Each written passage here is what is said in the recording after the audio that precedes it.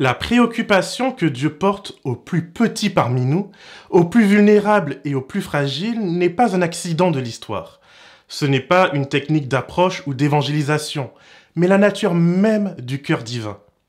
Le sujet que nous allons voir aujourd'hui est l'une des raisons qui m'a confirmé dans ma foi et dans mon amour pour Dieu. Et j'espère que tu ne resteras pas insensible à cette beauté divine.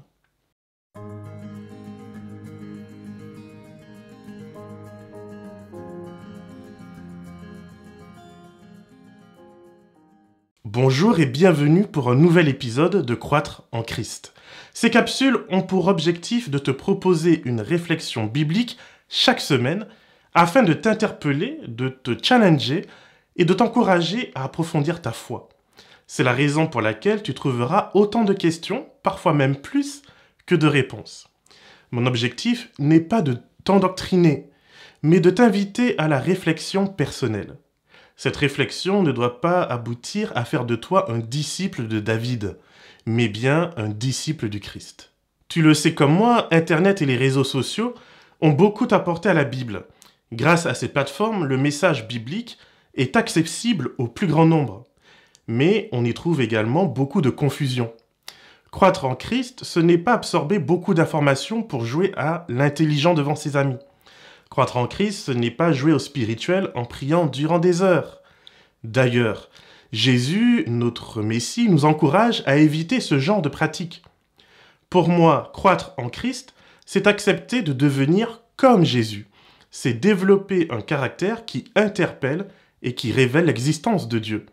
Ce n'est ni suivre des lois et des règles, ni croire en un Dieu qui me sauve par magie, mais suivre Jésus et croître dans ma connaissance du Christ, c'est faire l'expérience concrète de son amour jour après jour.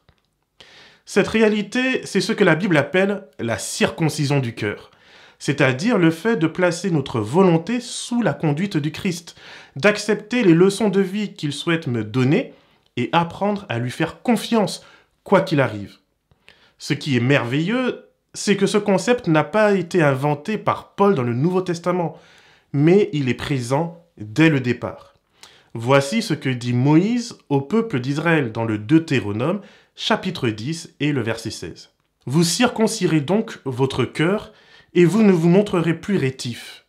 Car le Seigneur, votre Dieu, est le Dieu des dieux, le Seigneur des seigneurs, le Dieu grand, vaillant et redoutable, qui ne fait pas de favoritisme et qui n'accepte pas de pot de vin, qui défend le droit de l'orphelin et de la veuve, qui aime l'immigré et lui donne du pain et un manteau. Vous aimerez l'immigré, car vous avez été des immigrés en Égypte. C'est le Seigneur, ton Dieu, que tu craindras, c'est lui que tu serviras, c'est à lui que tu t'attacheras, c'est par son nom que tu prêteras serment. » Quel magnifique texte! Je le trouve vraiment percutant. Dieu, dès l'Ancien Testament, dès la première alliance, tu sais, celle qui est censée être pour les Juifs, celle qui est censée être abolie, celle qui est censée ne plus avoir aucune importance. Eh bien, ce Dieu-là, que certains vont même jusqu'à qualifier de mauvais Dieu, comme le faisaient les cathares, par exemple. Eh bien oui, c'est bien ce Dieu-là qui nous invite, dès le commencement, à circoncire nos cœurs. Oh, franchement magnifique. C'est l'intégrité du cœur qui sauve. C'est par la foi, dira le livre aux Hébreux, que ceux qui ont vécu avant le don du Christ ont été sauvés. Par la foi en quelque chose qu'ils ne pouvaient pas encore nommer et voir, mais par la foi quand même, qu'ils ont marché, qu'ils ont mis leur confiance en Dieu et qu'ils ont été dignes d'entrer dans le royaume de Dieu. Je ne sais pas si tu t'en rends compte, mais essaye un instant d'analyser l'énormité de la différence entre la compréhension et le vécu de la foi dans la période de l'Ancien Testament, avec tous ces sacrifices, tout ce sang, toutes ces règles, et puis le vécu de l'Église chrétienne, lorsque toutes ces choses prennent enfin sens. Jésus dira à ses disciples que certains de ces personnages auraient tout donné pour voir ce que eux, ils ont eu la grâce de voir. Et pourtant, grâce à leur foi, grâce à leur confiance, grâce à leur circoncision du cœur, celles et ceux qui sont restés fidèles à Dieu ont pu transmettre suffisamment de la foi que des Marie, des Joseph, des Zacharie et des Élisabeth ont pu accueillir la réalisation des promesses de Dieu. Alors que tout semblait perdu, que l'occupation romaine semblait si totale, que plus aucun espoir véritable n'existait de pouvoir un jour obtenir la libération, Dieu a utilisé ces personnes pour permettre au Christ de s'incarner sur la terre et d'avoir un Jean-Baptiste en avant-garde afin de préparer sa mission. De la même manière, nous aussi, aujourd'hui, nous sommes l'avant-garde du prochain retour de Jésus. Tu vois, ce qui s'est passé dans le Nouveau Testament, tout cela fut rendu possible grâce à un vécu authentique. Ce vécu n'était pas parfait, mais authentique. Zacharie, malgré toutes ses connaissances théologiques, malgré toute sa pratique pieuse, malgré le fait que sa femme et lui étaient considérés à l'époque comme des justes, il est resté muet devant l'ange, incapable de concevoir que le plan de Dieu pouvait le concerner. Marie a dû se cacher et échapper à la lapidation de peu. Joseph a dû accepter d'épouser une femme malgré le doute, malgré les regards de soupçon de ses voisins, malgré les commérages. Suivre Dieu, aimer Dieu, ce n'est pas une chose facile. On est loin des discours mielleux qui consistent à affirmer les gens dans leurs péchés et dans leur rébellion. Dieu, il avance en nous donnant les moyens de tenir, mais il ne change pas ses projets pour ne pas heurter nos feelings, nos sentiments et notre incapacité à lui faire confiance. Au contraire, Dieu demande des croyants prêts à accepter qu'il est le Dieu des dieux, le Seigneur des seigneurs, le Dieu grand, vaillant et redoutable. Quand bien même je me suis créé d'autres priorités, d'autres petits dieux, je dois accepter qu'il en existe un qui n'a pas de pareil, qui est Seigneur et Maître de toute vie, à commencer par la mienne. Reconnaître Dieu comme Seigneur, c'est le reconnaître comme étant ma loi. Il est aussi implacable que la loi de la gravité. Notre folie trop souvent consiste à argumenter avec la loi de la gravité, à la traiter d'injuste et de construction sociale, puis à se plaindre lorsqu'on s'écrase après avoir sauté du haut d'une falaise. Quelle folie! Dieu étant lui-même intègre, il y a des murs qu'il ne retirera pas de ta route. Il y a des lois comme celle de la gravité qu'il ne fléchira pas pour tes beaux yeux. Il est un Dieu qui ne fait ni favoritisme, ni qui accepte les pots de vin. Donc tes prières, tes chants, tes jeûnes, tes cris, il n'achète pas Dieu. L'angoisse de son propre fils à Gethsémane n'a pas acheté Dieu. S'il te libère, s'il te sauve et s'il te ressuscite, ce ne sera pas grâce à ton obéissance et grâce à ta piété, mais parce que Dieu l'a décidé. Il t'a aimé le jour où tu as été conçu dans le ventre de ta mère. Il t'a donné le droit d'entrer dans son royaume. Qu'est-ce que j'aime ce texte, qu'est-ce que j'aime la Bible. Elle me présente un Dieu de justice et d'équité. Il est cette référence vers laquelle je peux me tourner tous les jours de ma vie. Il ne changera pas selon ses humeurs, selon la météo, ou selon que je prie 1 heure ou 2 au lieu de 30 minutes. Mais prends garde, car Dieu, il aime tout le monde. Il aime même ceux et celles que toi tu n'aimes pas. Dieu aime celles et ceux à qui il donne une mission spécifique, c'est vrai, mais il aime également tous les autres. Ce qui constitue la bonté et la justice inchangeable et inaltérable de Dieu, c'est sa préoccupation pour les plus faibles, les plus démunis et les plus vulnérables. Ce n'est pas juste un passe-temps pour Dieu. S'occuper du sort des plus vulnérables, se soucier d'eux, c'est la marque d'un juge juste. C'est la responsabilité première d'un roi. C'est au cœur de l'ADN de tout pouvoir, y compris des pouvoirs humains. La littérature de sagesse égyptienne ou babylonienne parle de cette responsabilité de tout humain d'être juste. Les Égyptiens parlent même du jugement à venir de chaque personne, où la déesse Maat viendra peser le cœur des morts. Si votre cœur est plus léger qu'une plume sacrée, c'est que vous avez été bon durant votre vie, et vous pouvez donc entrer au paradis.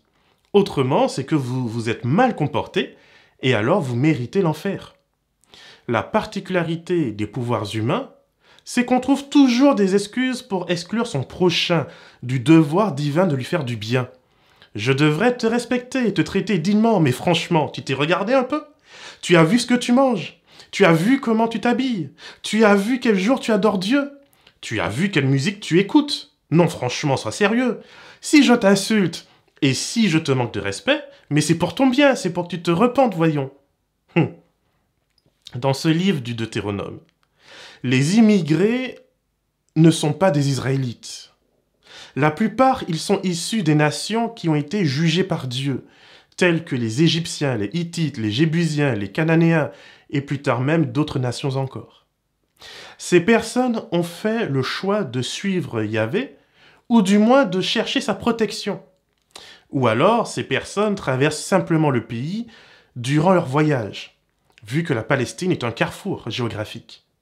Durant ces séjours, qu'ils soient de longue ou de courte durée, ces étrangers ne doivent pas être exploités. Dieu pense à ces personnes qui doivent être protégées. Le commandement du sabbat pense aux étrangers. Les dîmes qui sont apportées au temple et qui sont mis à la disposition des villes pour nourrir la veuve, l'orphelin et le lévite doivent également servir à nourrir l'étranger. Et puisqu'en Israël, les gens vivent en famille et par tribu, et puisqu'il existe une obligation morale de se porter au secours de celui ou celle de sa famille qui est tombé dans la pauvreté, alors il ne devrait pas exister de veuves et d'orphelins qui sont dans la nécessité. Il s'agit du fameux Goël que l'on retrouve dans le livre de Ruth et qui est traduit par rédempteur. Un rédempteur dans la Bible, c'est le proche parent qui protège, nourrit et offre un toit à celui ou celle de sa famille qui en a besoin. C'est celui qui paye pour libérer son frère de l'esclavage, ou qui part en guerre, comme le fit Abraham, pour libérer son neveu, Lot, des griffes de la captivité. La veuve et l'orphelin sont donc soit des gens pour qui le Rédempteur n'a pas accompli son devoir, soit des étrangers qui n'ont pas de parents et de famille en mesure de les aider. Dieu est donc en train de dire, quand bien même ta famille ne t'aimerait pas, et ne remplirait pas son devoir envers toi, quand bien même tu serais seul, isolé, pauvre et nu, et que tes amis ne t'aimeraient pas. Moi, Dieu, je t'aime et je prends soin de toi. J'instruis mes enfants, j'instruis les croyants, j'ordonne à mon Église de prendre soin de toi. Cette vérité est si importante, mes amis, que Jésus en fera l'étalon de son jugement. Ceux et celles qui ont fait ces choses à l'un de ses plus petits, c'est à moi qu'il l'aura fait. Ce n'est pas un enseignement nouveau que donne Jésus, mais le rappel de quelque chose qui existe déjà depuis toujours dans le cœur de Dieu. Dieu donne du pain. Il donne un manteau aux étrangers, à la veuve et à l'orphelin. Voici le souhait de Dieu pour les plus faibles. Et puisqu'il est roi, il demande à celles et ceux qui reconnaissent sa royauté, son autorité et sa seigneurie d'accomplir ces choses dans ce monde. Faire ces choses est une preuve que c'est bien le Seigneur, ton Dieu, que tu respectes. C'est lui que tu sers et c'est à lui que tu t'attaches.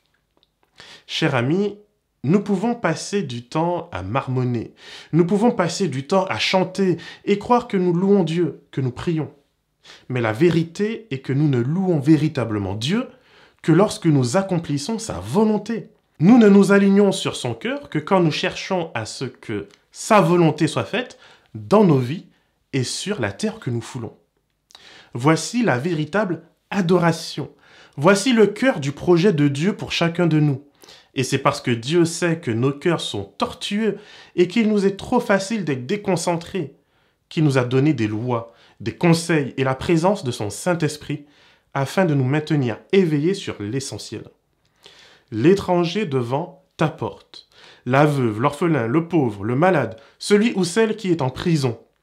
Ces personnes sont des enfants de Dieu que nous nous devons d'aimer, de protéger et de servir, quand bien même cet étranger, c'est la femme avec qui tu partages le même lit. Comme l'Égypte ou comme Jéricho, nous sommes peut-être appelés par Dieu à démolir les fausses croyances et les faux dieux, mais jamais, jamais, jamais à tourner notre dos à nos prochains. Les Égyptiens qui ont cherché la protection de Dieu au sein du peuple d'Israël ont été acceptés. Rahab, la prostituée de Jéricho, a été accepté au sein du peuple de Dieu. Dieu juge le mal et Dieu juge les idoles, mais Dieu souhaite sauver les humains. Alors, je t'invite aujourd'hui à prier Dieu afin qu'il te donne le pouvoir d'aimer. Je vous invite à prendre au sérieux ce que signifie aimer Dieu et lui donner gloire. Être un ami de Dieu, c'est vouloir que sa volonté soit faite sur la terre comme au ciel. C'est prendre la défense de l'autre, même lorsqu'il ou elle ne croit pas la même chose que moi. Le tout en restant fidèle au caractère de notre Dieu. Que le Seigneur te garde et te bénisse, et qu'il fasse de toi une source de bénédiction pour l'éternité.